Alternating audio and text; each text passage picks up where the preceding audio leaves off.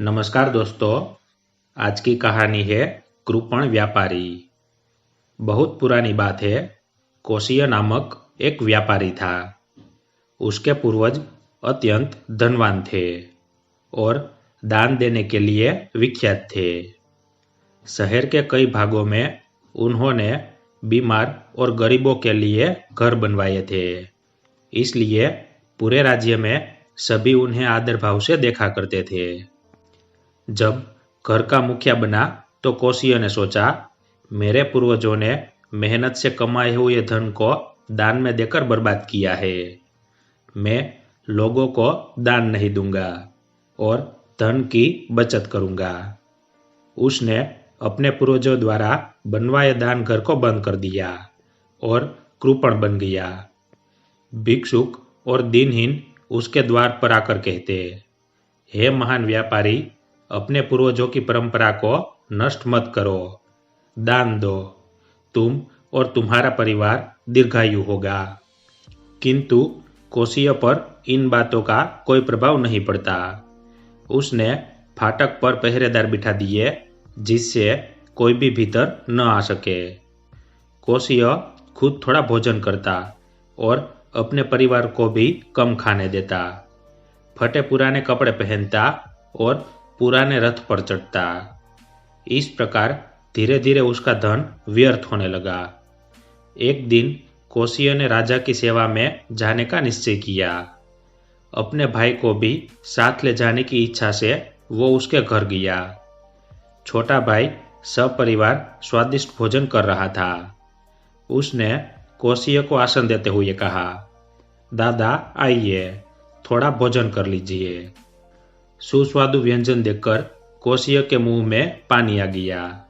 उसकी खाने की प्रबल इच्छा थी, पर उसने सोचा कि यदि मैं छोटे व्यापारी के घर कुछ भी खाऊंगा तो मुझे भी इसे बुलाना पड़ेगा। उसमें बेकार धन बर्बाद होगा। ऐसा विचार कर उसने भोजन करने से मना कर दिया। छोटे व्यापारी के दोबारा पूछने पर उसने कहा, मेरा पेट भरा हुआ है, मैंने अभी अभी खाना खाया है। उसने कहने को तो कह दिया, पर स्वादिष्ट भोजन देखकर उसके मुंह में पानी आता रहा। भोजन समाप्त करने पर दोनों राजा से मिलने उसके महल में गए। मिलकर वापस भी आ गए, पर कोशिय पूरे समय केवल सुस्वादु व्यंजन के विषय में ही सोचता रहा। उसने फिर सोचा, यदि मैं घर पर वो सुस्वादु व्यंजन बनाऊं तो बहुत सारे लोग खाने के लिए आ जाएंगे। ढेर सारा अन्न, दूध और शक्कर बर्बाद होगा। नहीं, मैं नहीं पकाऊंगा।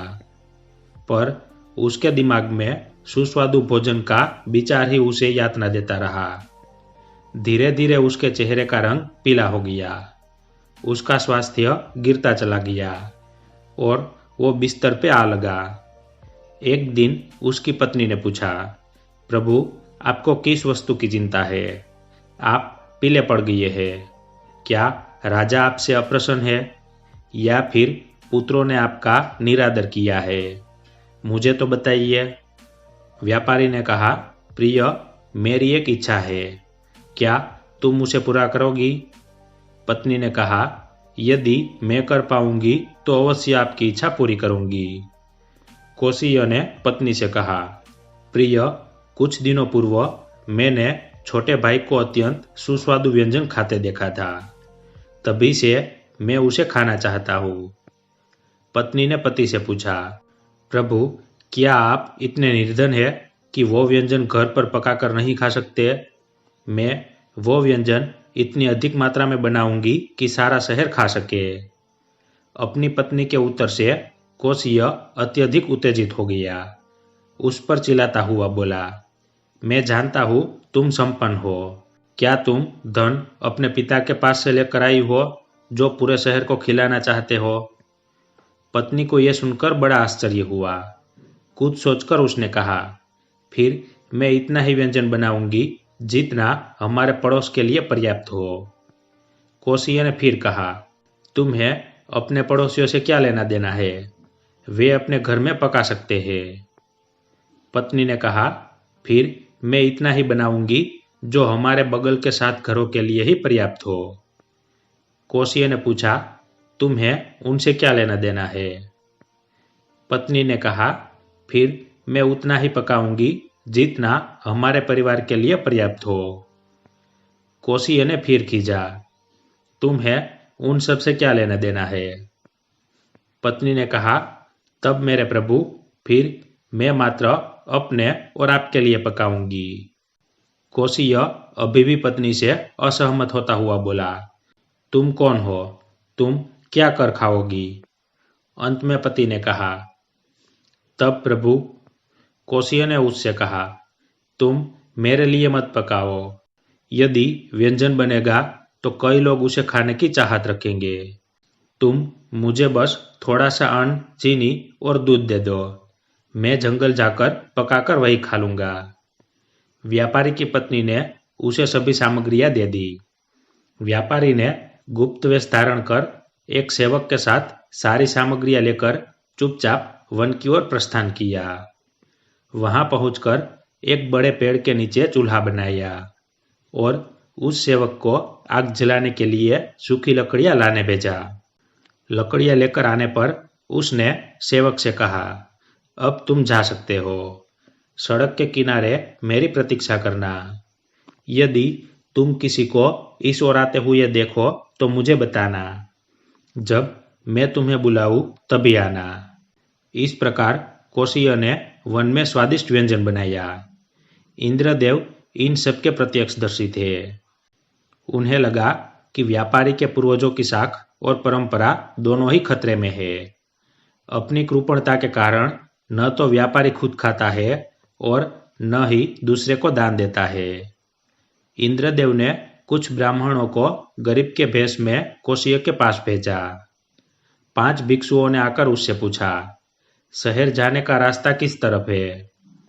कोशिय ने कहा, क्यों, क्या तुम शहर का रास्ता भी नहीं जानते हो? उस ओर जाओ।